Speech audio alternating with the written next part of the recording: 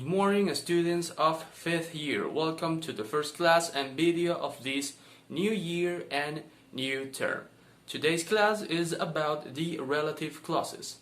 On this topic, you are going to hear about some words that you may have heard before. So, without any more further things to say, this is the explanation of the relative clauses. Relative clauses. A relative clause is a word in the English language that allows us to join two sentences together. On occasions, it can also be used to join more than two sentences together, but this is not very recommendable. For example, we have in here two separate sentences. I bought a new car, and it is very fast. And then we have two sentences that are separated by a period. In this case, we can use a relative clause to join those two sentences together. I bought a new car that is very fast. In this case, we use the relative clause that to unite those two sentences.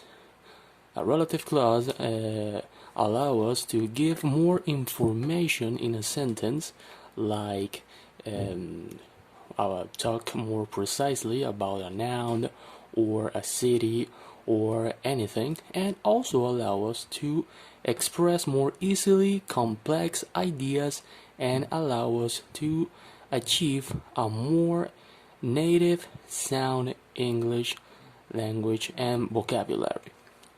The relative clauses that we're going to see today are who, which, whose, that, and whom.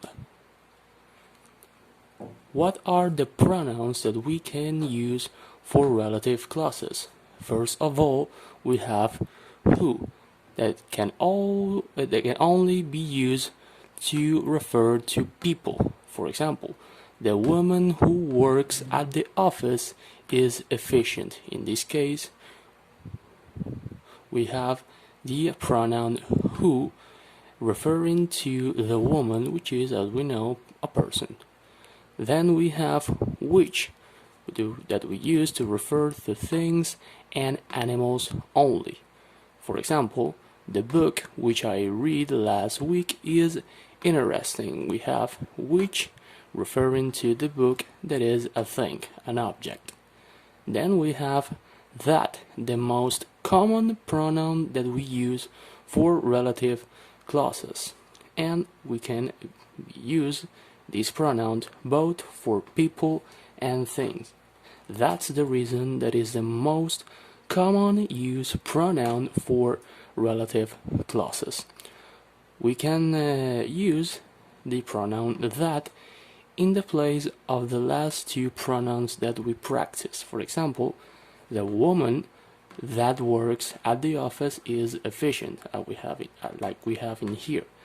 Also with in the place of which. The book that I read last week is interesting. Then we have the pronoun whose, that indicates possession. I knew the guy whose bike you bought. Whose bike, that means that bike used to belong to this guy. Whose bike? That bike used to belong to this guy. At last, we have whom, that we can use to replace or take the place of a receiving subject. For example, when we write a letter for recommendation to whom it might concern, we know that this is the receiving object. It is receiving that recommendation letter. There are two kinds or types of relative clauses. First, we have the defining relative clauses that tell us what is the noun that we are talking about. For example, I like the woman who lives next door. In this case, is a defining relative clauses because if we remove this underlined sentence, who lives next door, then we don't know what is the noun that I'm talking about. I like the woman who lives next door. Who is the woman? The one that lives next door. If I remove this, then I don't know which woman am I talking about. Then we have the non-defining relative clauses. These are used to give us more information about something. For example, I live in London, which has some fantastic parks. We have this part of the sentence with the relative clauses that we use to provide more information, because everybody knows where London is or what it is. But what we may not know is that this city has some fantastic parks. This is more information that is being expressed using the relative clause.